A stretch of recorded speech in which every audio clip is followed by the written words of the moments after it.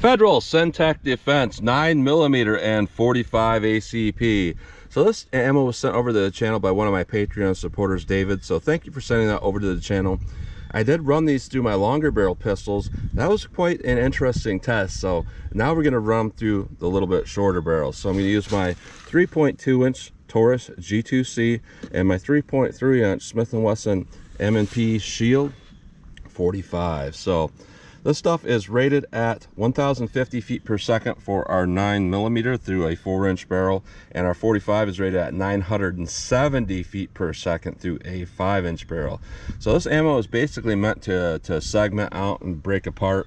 Top of the box kind of shows, you know, different pieces of the bullet breaking apart. So it's supposed to break up, I believe, into 4 pieces, and then the core will go a little bit deeper than the segments that break up. So it's supposed to cause like kind of like a wound, like a hollow point, expanding but bigger, and then go with the core a little bit deeper. So very interesting ammo.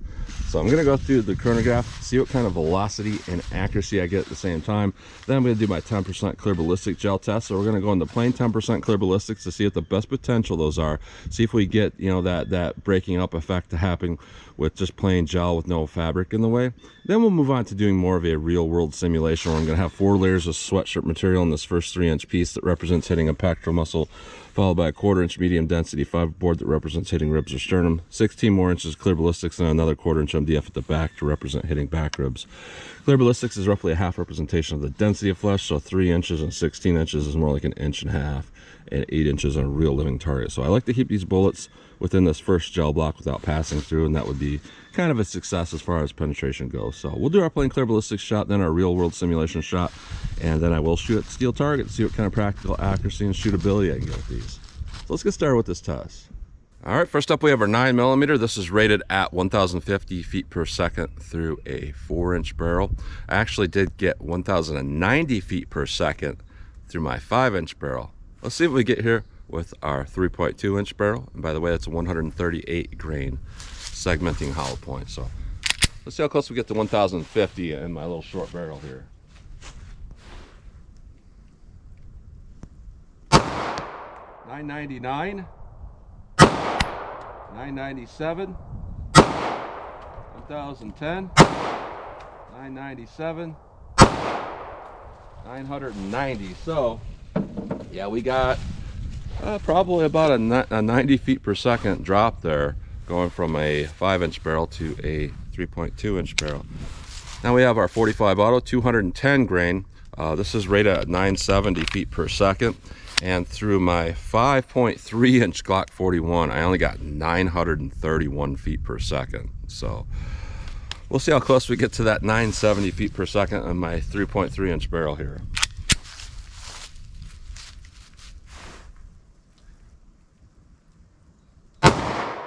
.734, 812. And this pistol that's very reliable had a failure to feed. 751, 853, 824. So yeah, quite a bit below what we got in the 5.3 inch barrel. Interesting. Let's hit our ballistics gel block and see how these two compare. All right, spoiler alert, if you haven't seen the other video with the longer barrels, they didn't do all that well. And one might ask, you know, why do the shorter barrels?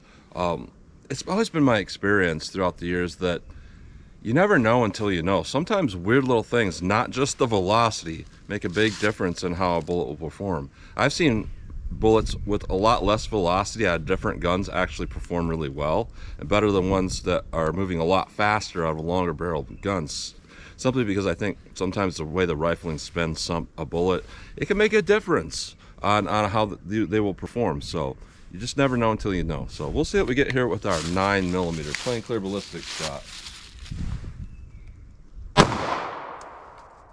All right, I'll put that with our 45 ACP. Let's go take a look.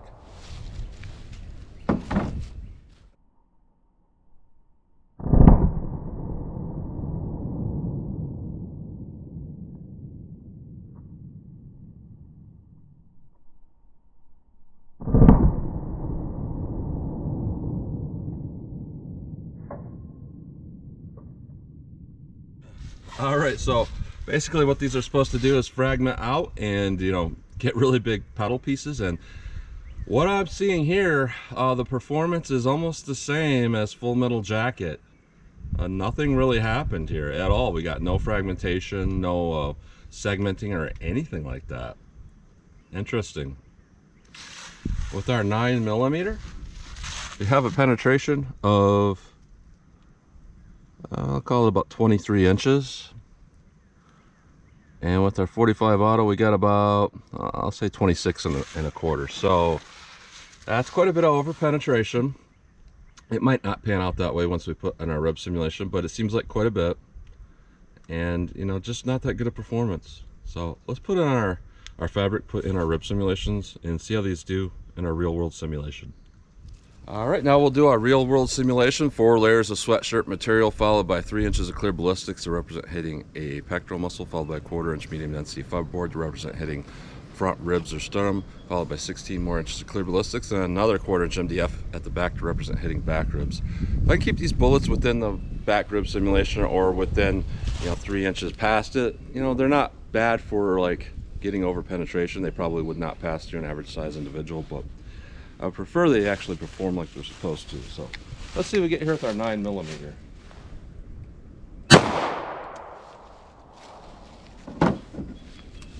All right. Now let's hit that with our 45 ACP. Let's go take a look.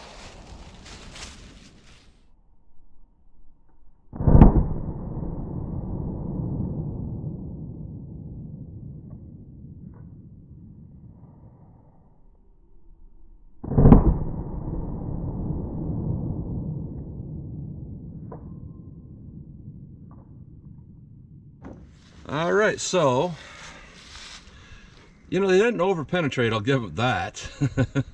But, you know, these are not doing what they're supposed to do. You know, with the longer barrel pet test, the 9mm actually did perform as it was supposed to, but the 45 did not. So the 45 remains about the same as it did with the longer barrel, but the 9mm got a lot worse. And looking here, we can definitely tell, you know, that's going through just like an FMJ or flat point or something like that.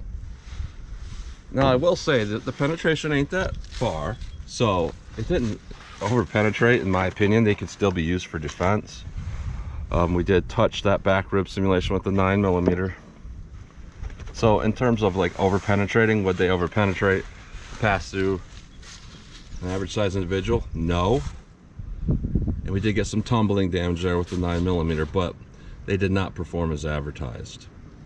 With the 45, that's actually really good penetration number 2, what we're seeing, because it didn't penetrate that far. So it's actually a little bit better than an FMJ, because FMJs typically penetrate to about halfway through the second block after going through 2 rib simulations. So again, they're better than FMJ, but not by much. So with our 9mm, we went right to that rib simulation, so that's 19 inches of penetration. With our 45 auto, we went to, I'll give it about 16 inches of penetration. So penetration numbers are looking good, but the amount of damage and everything in there is just, yeah, it's not that good. So interesting. Let's pull these out of the block. We'll take a close-up look at these bullets. Then I'm going to shoot our steel target and see what kind of practical accuracy and shootability I can get with these. All right, so here's a close-up look at these bullets going through plain gel. Here's our 9mm. If you can see that nose there, you can see where the segment lines are, where it tried to break apart a little bit, just couldn't quite do it. With our 45 auto, you know, I don't even see those lines, so it wasn't even close to trying to fragment out. So just not that good. Now when we look at the ones going through our real world simulation here, now with our 9mm, it was close. It was close to performing out of this barrel length. You know, it performed fine at 1090 out of my 5-inch barrel. Might perform at 1050, but when we're getting like right there at 1000, it's just too slow. Yeah, you can see where it started to segment out or break apart where those segments are, but not actually break off. And with our 45, there's really no difference to this one versus the one going through plain gel. So really, this is just not very good defensive ammo. There's so many better options out there. That's a close-up look at those bullets.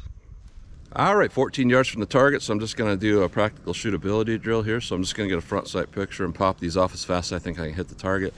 See if there's a big difference in the shootability between this 9mm and this 45 auto. So let's see what we get here with our 9mm.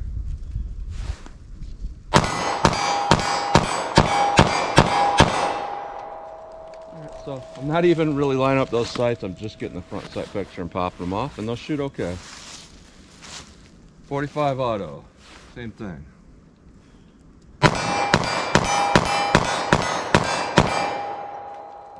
For me, the 45 actually feels a little bit better. It just feels more consistent, but it, you know, that could be because of the particular pistols I'm using too. So both of them shoot pretty good. Let me back it up a little more and see how they shoot from just a little more distance. All right, 40 yards from the target. A lot of people would say, well, that's ridiculous. You know, 3 yards, 3 rounds, 3 seconds is where you need to be at for this type of thing. But, you know, there's been multiple incidents over the past few years where either an armed citizen or police had to take someone down from 40 yards with a handgun. So I think it's worth your time, if it's possible, to at least see what you can do at 40 yards. Because I think it is a skill that you could, you know, could be useful one day. So 9mm here, 40 yards from the target. Let's just see how these things shoot for me.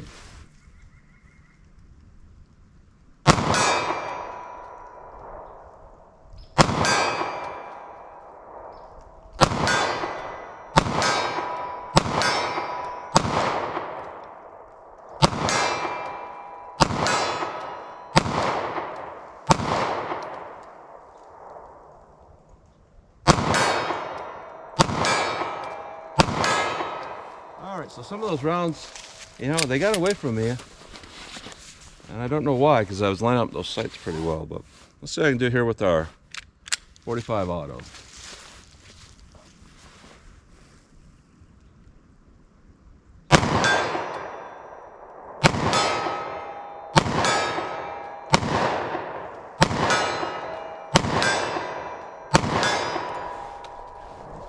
Got another magazine around here somewhere. Not sure where I put it. I'll be right back. All right, it was in my back pocket the whole time. Launch some more.